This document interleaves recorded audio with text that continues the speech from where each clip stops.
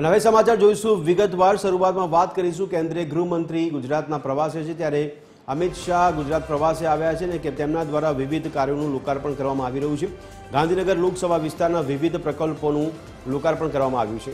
Vavol પેથાપુરમાં UPSC સેન્ટરનું લોકાર્પણ કરવામાં આવ્યું છે, ત્યારે ગાંધીનગરમાં સેક્ટર 21-22ને જોડતા અંડરપાસનું લોકાર્પણ કરવામાં આવ્યું છે।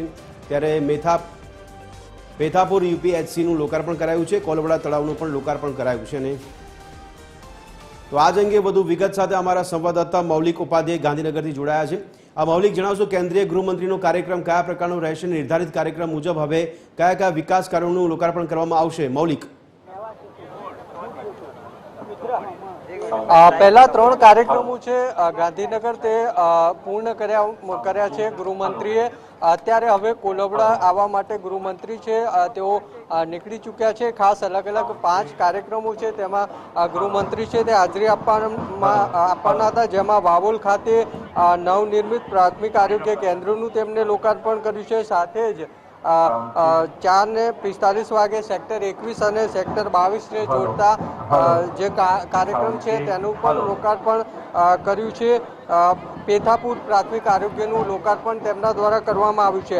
એટલે 3 કાર્યક્રમો છે તેનું લોકાર્પણનું કામ તેમણે કર્યું છે અને હવે તેઓ કોલવડા ખાતે આવશે અને જે આ સ્ટેજ છે ત્યાંથી તો અહીંયા જે લોકો છે તેમને પણ સંબોધી શકે છે। ખાસ વિવિધ 708 કરોડના વિકાસ કાર્યોનું મુહૂર્ત અને લોકાર્પણ છે તે થવાનું છે। મુખ્યમંત્રી ભૂપેન્દ્ર પટેલ છે તે પણ અહીંયા પહોંચેલા દ્રશ્યો છે તેમાં જોઈ શકાય છે। ખાસ મેં કહ્યું તેમ ભદ્રેશ, ગાંધીનગરના 708 કરોડના જે વિકાસ કાર્યોના ખાતમુહૂર્ત અને લોકાર્પણ કાર્યક્રમ છે તેમાં અમિત શાહ હાજરી આપી રહ્યા છે અને અલગ અલગ 5 કાર્યક્રમો છે તેમાં તેઓ હાજરી આપી રહ્યા છે।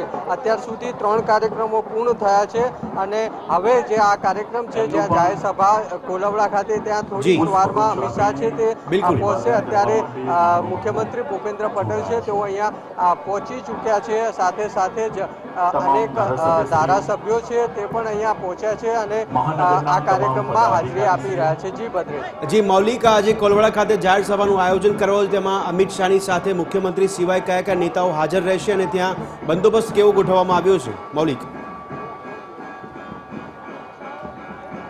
ભદ્રેશ, બિલકુલ અહીંયા બંદોબસ્તમાં એસપી કક્ષાના અધિકારીઓ છે તે સતત મોનિટરિંગ કરી રહ્યા છે। ધારાસભ્યની વાત કરીએ તો ગાંધીનગર દક્ષિણ સહિતના ધારાસભ્યો છે તે પણ હાજર છે। સાથે જ કોર્પોરેશનના સ્ટેન્ડિંગ કમિટીના ચેરમેન છે, મેયર છે તે પણ હાજર છે।